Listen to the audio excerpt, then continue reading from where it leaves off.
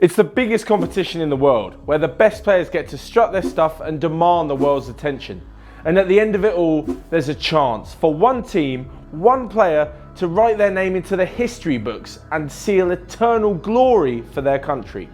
However, there's just 23 spots per team, so there are loads of players who spend the summer in a mire of disappointment, wondering about what could have been had they gotten their chance. So here's a best 11 dedicated to those who aren't going to the World Cup. Experience or youth? Tried and tested or international newbie? Would he be worth bringing even as a backup?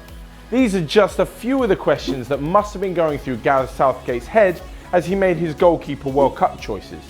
Inevitably, the three choices that he made left one man pretty upset, and that's Joe Hart. It appears the door has been closed on his international career. After a few underwhelming loans at Torino and at West Ham, he hasn't really got much of a claim to make. And so England heads to the World Cup with three goalkeepers whose combined international appearances total 11, compared to Joe Hart's 75. Make of that what you will. For this team, I've gone with a 3-5-2 formation. And the first player in our defence is someone who, when Danny Carvajal went off in the first half of the Champions League final, would have been thinking he might be in with a chance of making the plane to Russia. However, with the Real Madrid defender's immediate return to the squad, Hector Bellerin can hang up his boots and get back to whatever he was doing on his summer break. Despite this snub, Bellerin is only 23 years old, and should he live up to his early career hype, I'm sure there'll be plenty more opportunity for him at World Cups to come.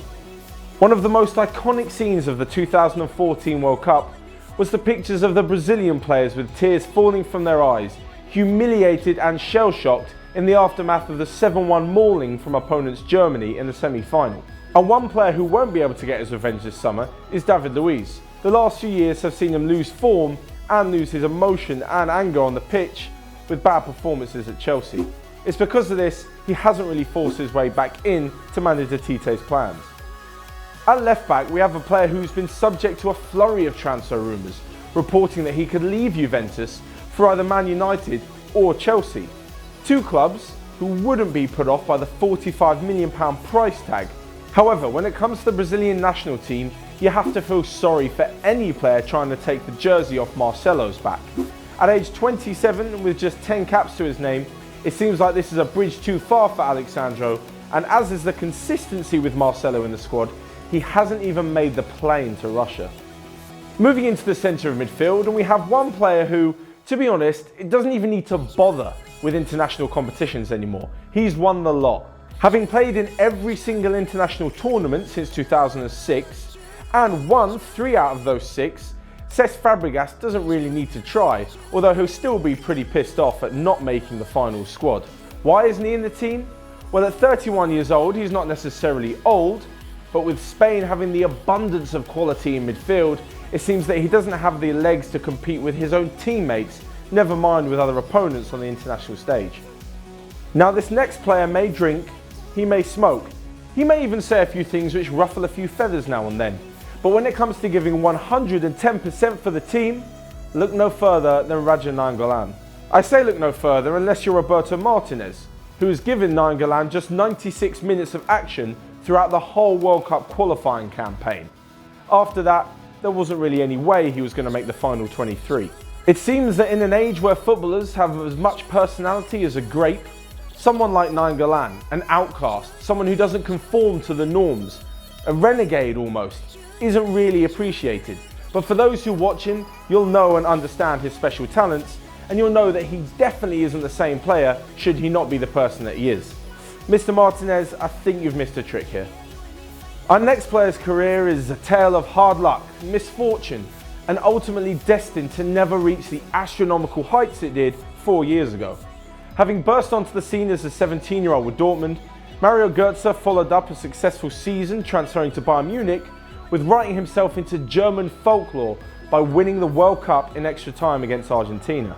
However, fast forward 4 years, and due to a lack of fitness, mainly because of a debilitating muscle injury and a failure to regain form at his old club Dortmund, Mario Götze has been left behind for this summer's World Cup. Next is quite possibly the biggest shock on our list after a fantastic season for him in Manchester. Contributing 10 goals, 15 assists, it looked a certainty that Leroy Sané would be on the plane to Russia with Die Mannschaft. However, Jogi Löw clearly had other ideas. Despite being voted PFA Young Player of the Year, Sané hasn't really shown that form with the national team, something cited by manager Löw when explaining his decision not to pick him. However, with someone's skill, pace and finishing like that, surely it'd be worth to have him on the bench, even for extra time or for the last few minutes of a game. It seems senseless, right?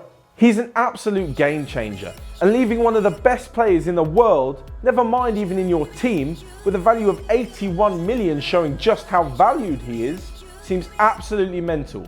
But hey, what do I know? On the left side of midfield, we have someone whose international place depends on his club form, something which Anthony Martial is finding hard to come by at United under Jose Mourinho, much like a few others in the team. Unfortunately for Martial, his lack of club minutes and the ominous task of battling against Griezmann, Dembele and Mbappe for a spot up top for France means that it's a no this summer and he won't be travelling to Russia. And now we come to the forwards, where we have one overrated player and one hugely underrated player. So much so I think he's the most underrated player of his generation, and that's saying something. But first, we'll stick with Chelsea's Spanish frontman, who having played for a load of huge European clubs, and being valued at 58 million, you'd expect him to be leading the line for his national team. When Costa's not playing, you would have assumed that Morata was good enough to maybe even be his replacement, but he's not. He hasn't even made the squad over Valencia's Rodrigo and Iago Aspas of Celta, and that's really saying something for him. And last on this list, we come to a player who unconceivably to me still has his doubters in the Real Madrid first team. Karim Benzema has been part of the setup for 9 years, scored over 100 goals and beaten off all those Galacticos signings to still nail down a place in the first team. So how can people doubt him? So why is he not in the France squad? Well, unfortunately a few years ago, Benzema hung out with a few bad eggs and got himself in some trouble. His public image and reputation with the national team never really recovered. And recent backing from the French FA to manager Didier Deschamps about his exclusion seems that his chances are pretty much done when it comes to his international career, despite only being 30 years old. So with our Who's Missing Out 11 complete, we thought we'd add up all of their transfer values and see how much talent is being left behind. Well, to the World Cup managers of the players we've just mentioned, you're leaving behind almost £500 million worth of talent. 428 million to be exact. If you were to put this team at the World Cup and gauge their pricing against other tournament favourites, you'd see they're only about 40 million off the German squad, but almost 200 million behind the likes of Brazil, Spain and France. We could spend forever speculating how well this team could do at the World Cup, but when all is said and done, it's 90 minutes of 11v11 on a grass pitch. That's it. So I'll spare you my opinion and you can leave me yours in the comments below. Don't forget to subscribe, and until next time, I'll see you later.